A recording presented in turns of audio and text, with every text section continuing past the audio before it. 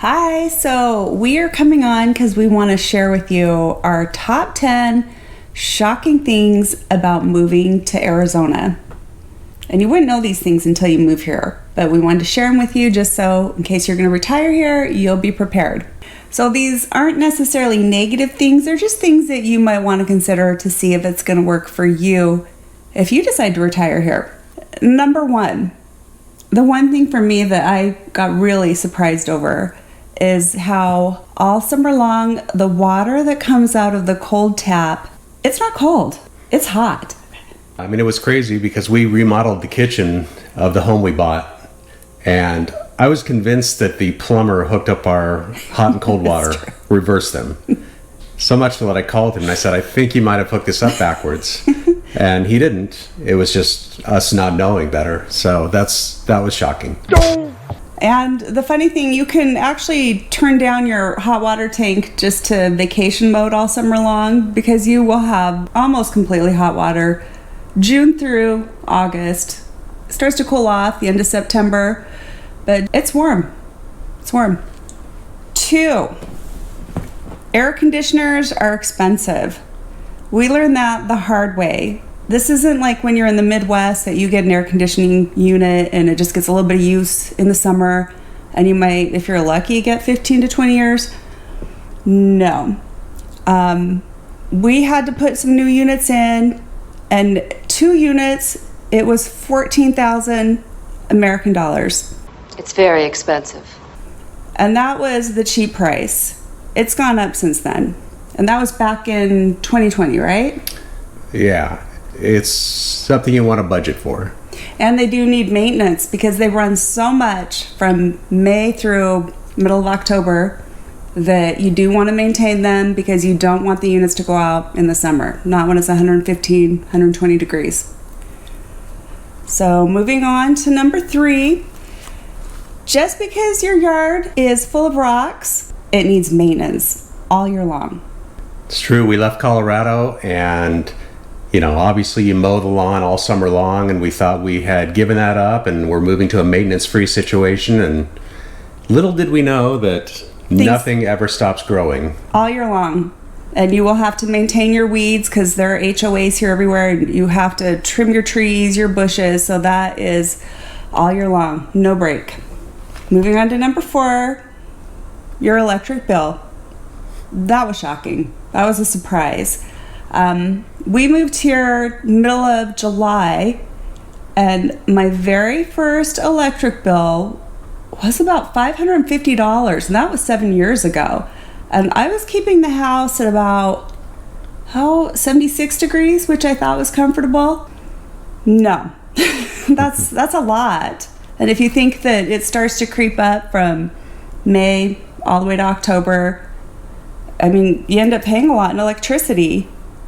And the plans have kind of weird rates too, where certain hours of the day they'll charge you 4 times the rate. So that was shockingly surprising.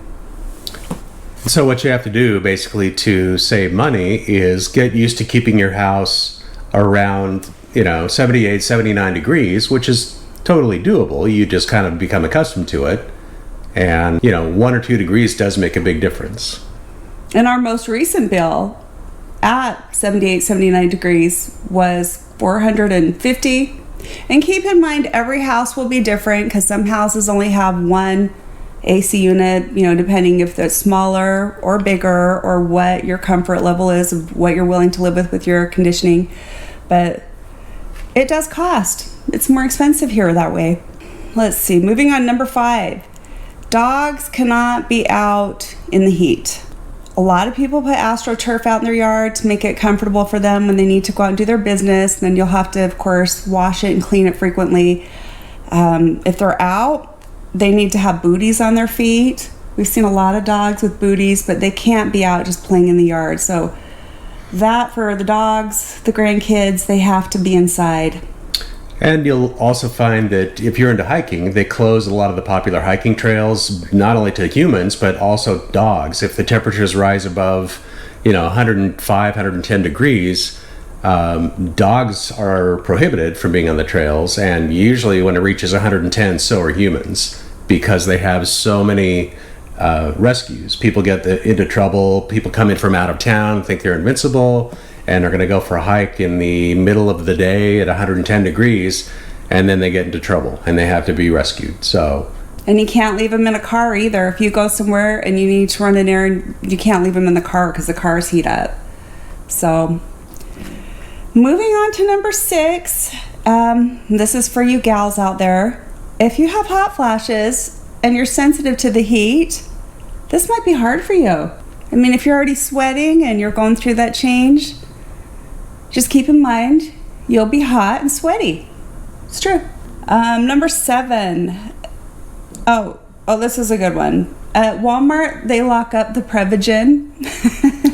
Yeah, usually you would think of maybe baby formula or razors or some of the higher priced, easily stolen items, but you wouldn't necessarily think of senior memory drugs as something that's prone to be stolen. But for whatever reason, a lot of those type of medications are locked up in a secure case at Walmart. And the lines at the pharmacy and for doctor's appointments.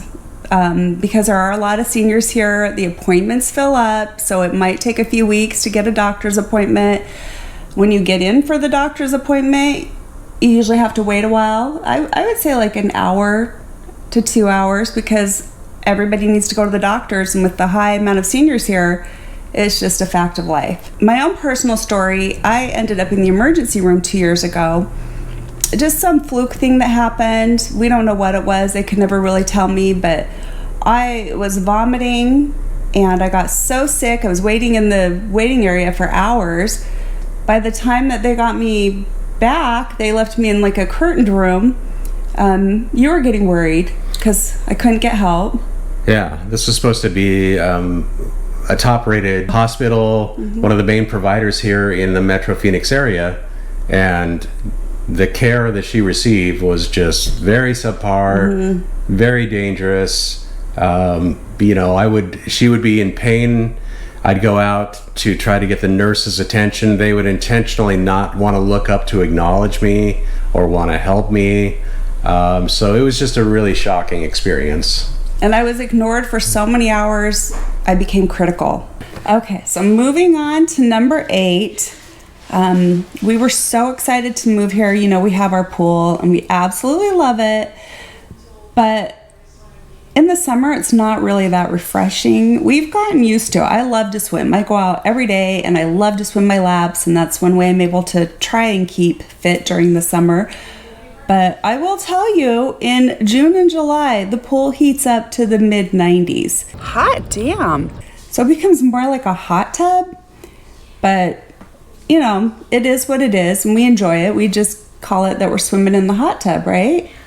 Yeah, and it's still a better alternative than going out and trying to walk or run or do whatever in the heat, because you just can't. So you're still able to get out in the water and get exercise, and while it's not necessarily refreshing, it is a good way to get outside and get some exercise. So, number 9, and I know a lot of people cringe on this one, but you can go back and watch my other videos because I talk about how to repel them, but there are scorpions here. It's just a fact of life. They're outside, they can get into your house, and they're fast. And it's just a fact of life here. There's snakes, there's javelinas, there's coyotes. We've seen javelinas and coyotes in the neighborhood. So we do carry pepper spray just in case, because you know, if they're aggressive, but it's just a fact of life. There's critters and there's animals here everywhere. Okay, moving on to our last one, number 10. When you get here and you think, oh, I'll just go over to California, it's only 5.5 hours away.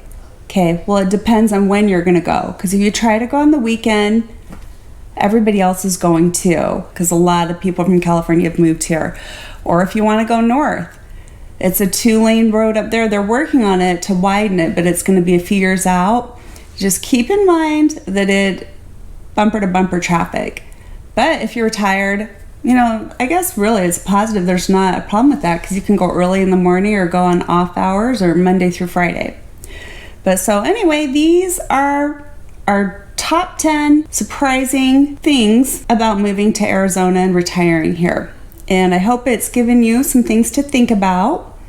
And don't forget to hit that like and subscribe buttons if you want to see more content like this, and comment and let us know what you think, or if there's other topics that you'd like us to answer for you. And we will see you on our next video.